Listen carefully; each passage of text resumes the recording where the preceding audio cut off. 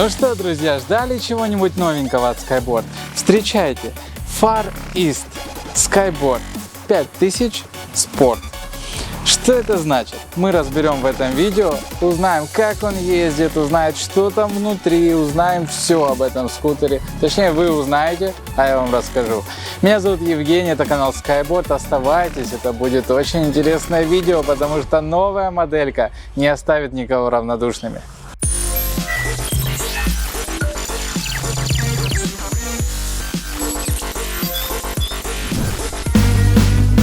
В этом видео мы узнаем, что это за скутер, как он едет и с какой скоростью, но начнем мы, как обычно, с визуального осмотра.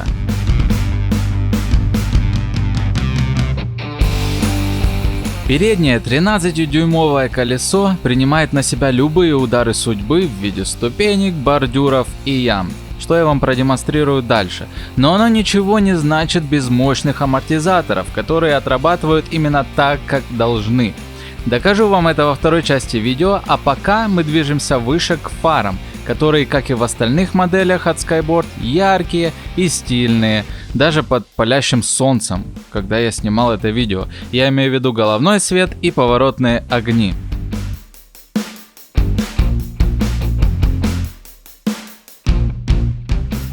Поднимаемся к спидометру, который покажет вам заряд батареи, скорость, пробег в километрах, включен ли свет, есть ли ошибки и на какой скорости вы едете. Да, здесь, как и во всех других наших моделях, есть 3 режима скорости. 1, 2, 3. Вот эта кнопка в правой стороне руля отвечает за переключение. В левой руке у нас звуковой сигнал, свет ближний, дальний и поворотники. Ах да, и в обеих руках, конечно, красные ручки дисковых масляных тормозов для переднего и заднего колеса. Кстати, о заднем колесе. 3950 Вт выдает этот мотор, заточенный в 12-дюймовое мотор-колесо. Но знаете что?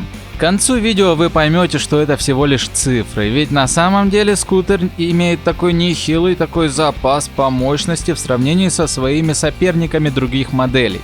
Поверьте мне, я ездил на всех моделях Skyboard. Также сзади у нас крыло, на нем стоп-сигнал, поворотники и футуристичный дизайн, который мне очень зашел, регулируемые воздухом и пружиной амортизаторы, а также возможность установки багажника при желании. Но вернемся к вопросу, откуда такая мощь. За ответом я полез в отсек для батареи. И да, она расположена там, где в бензиновых моделях обычно располагается бак для топлива. Достаем огромную батарею и понимаем, что ее хватит очень надолго, ведь это 50 ампер-часов 72 вольта. И при такой дуре, извините, скутер заряжается за те же 5 часов, а то и быстрее, потому что зарядное устройство здесь в комплекте уже идет вместе со скутером на 10 ампер. Но это я вам покажу в другом видео, когда буду распаковывать этот скутер. Не пропустите. Так вот, совокупность огромной батареи, мощное мотор-колесо, 72 вольта напряжения и грамотная работа всего вместе выдает по факту гораздо другие ощущения по мощности, чем я привык чувствовать в остальных моделях на 4 киловатта.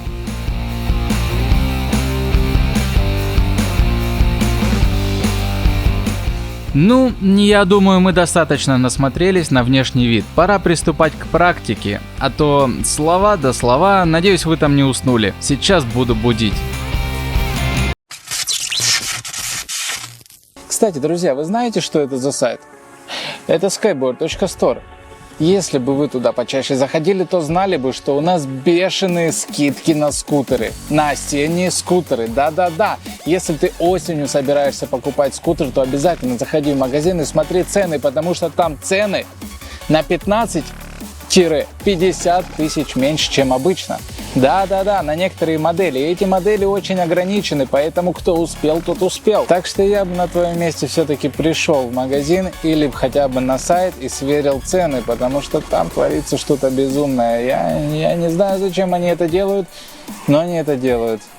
Именно сейчас, сентябрь, октябрь, а возможно к ноябрю все уже закончится, потому что скутеры раскупят. Так что, ну а мы давайте еще поговорим про вот этого вот монстрика. Итак, я надеюсь, что меня слышно, потому как у нас сейчас будут небольшие покатушки. Дело в том, что сюда нет въезда для скутеров или мотоциклов. Это как бы нельзя делать, но я все равно сюда попал для того, чтобы хоть что-нибудь красивенькое снять в этой деревушке. Вот эти вот ступеньки мне показались довольно опасными, но как только я поехал, оказалось, что это все фигня, и скутер легко влетел сюда. Но это было сверху вниз. А теперь давайте попробуем снизу вверх. Воу! Воу, нифига себе! Слушайте, а он тащит ступеньки, вы прикиньте? Посмотри. Воу!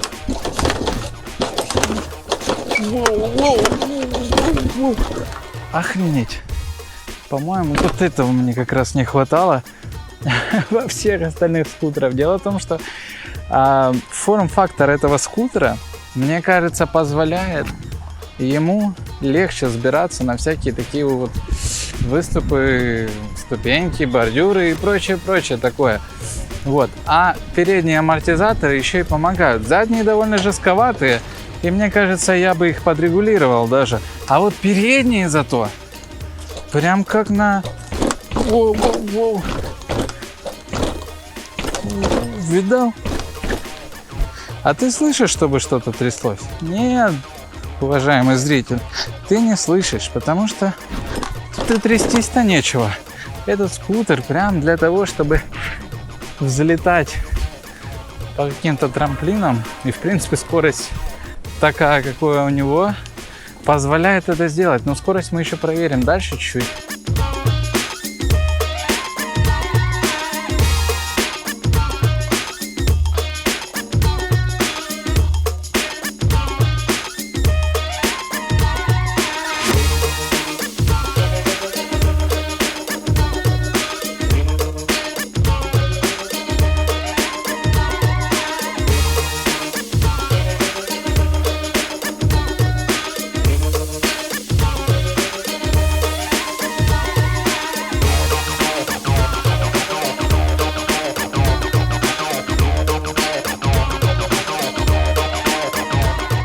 Кажется, что он безумно быстрый, вот, поворачивается, он легко, и вообще он легче, чем наши остальные скутеры, как мне кажется. Может быть, даже не легче, но форм-фактор как бы создает такую иллюзию.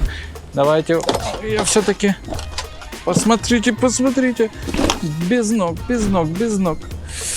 Вау, вот, и как раз у нас такой парк, посмотрите, такие вот статуи. А ну-ка, вот храм какой-то, гля.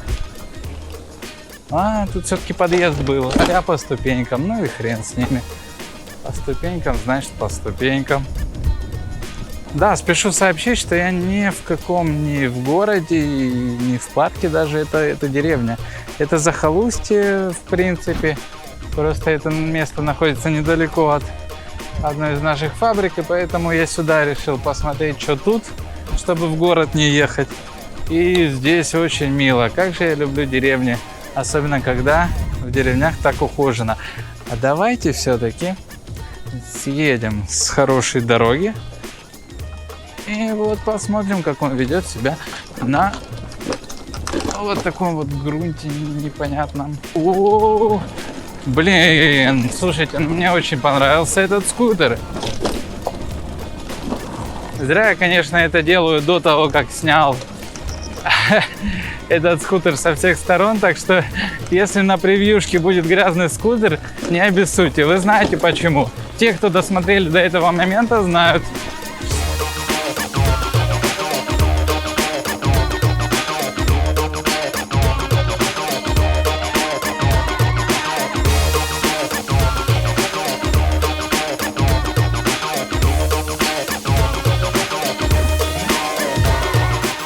Вот по такой дороге комфортнее, чем по асфальту, потому что по асфальту задние амортизаторы кажутся довольно-таки жесткими.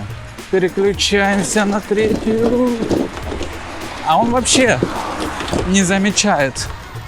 Он вообще не замечает нифига. внеплановое включение. Без микрофона пишу, поэтому извините за звук. Но чтобы продемонстрировать хоть долю той мощности, которую может выдать этот скутер, я сейчас стою на склоне. Я думаю, вам немножко видно. У меня всего лишь две руки, я не могу сейчас камеру в сторону поставить, но я попробую вас развернуть. А теперь смотрите, с места в наклон в гору. И вот так вот и все. Причем сильный спуск. Здесь довольно большая ступенька, ну с половину вот пальца и пол ладони получается. Ты как будто бы всесильный на нем. Можешь любые горы покорить.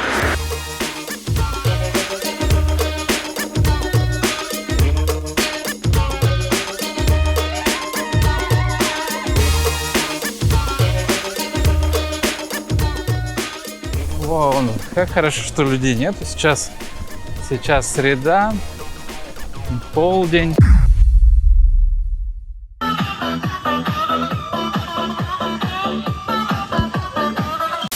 В общем, так как я еще молодой, пока что еще полгода я молодой, еще полгода как мне нету 30, поэтому это огонь. Это прям для тех, кто чувствует себя помоложе, это вот прям для них. Я на шумной дороге, надеюсь, меня слышно. Сейчас все просто. Проверяем скорость. Спидометр включаем. Вот на телефоне делаю этот самый запись с экрана. Запись с экрана пошла. У нас сейчас 0 километров. И ну что, поехали. Проверим, что этот двухколесный монстр.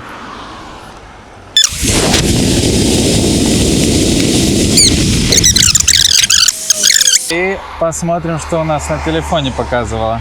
У нас на телефоне 76 километров. Ничего себе.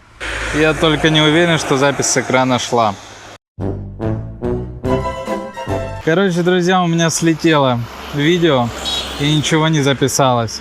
Поэтому давайте я еще раз ради вас проедусь. Итак, дубль 2. Иди нафиг, не сигналь мне, я быстрее. Вот сейчас мы немножко в горку едем.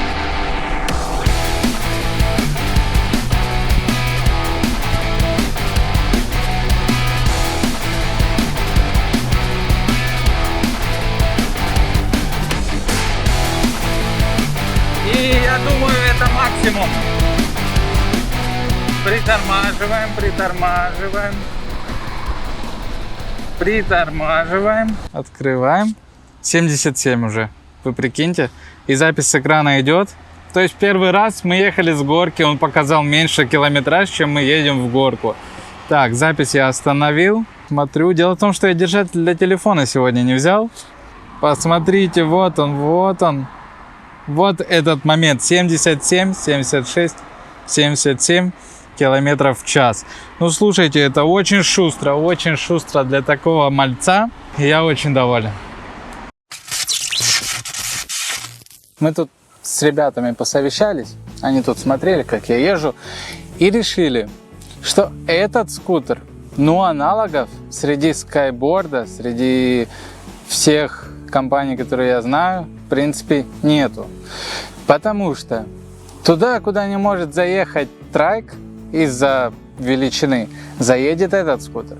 Туда, куда, может, не заедет VR30, этот, скорее всего, заедет за счет узкого переднего колеса и излишка мощности, которая здесь есть. Короче говоря, это какая-то безумная смесь батареи на 50 ампер-часов, мотор колеса. В общем, это лютая смесь для тех, кто хочет снова или до сих пор, или уже чувствовать себя молодым. Вот этот скутер вообще просто огонь. Конечно, на него можно садиться и вдвоем, да, но все-таки я думаю, что этот скутер создан для одного человека, который любит такой экстримчик, где-то позапрыгивать, где-то полетать. Это прям то самое. Причем я изначально думал, что это именно городской скутер. Но сейчас я думаю, что это скорее больше для даже внедорожья, чем для асфальта. Потому что по асфальту слишком скучно, знаете. А вот когда ты выезжаешь на бездорожье, весь потанцевал. В общем, я с ним потанцевал и решил, что по бездорожью открывается весь потенциал этого скутера на 110%. Что я скажу? Задние амортизаторы жестковаты, их можно было бы поднастроить, если, например, ты не собираешься никуда прыгать.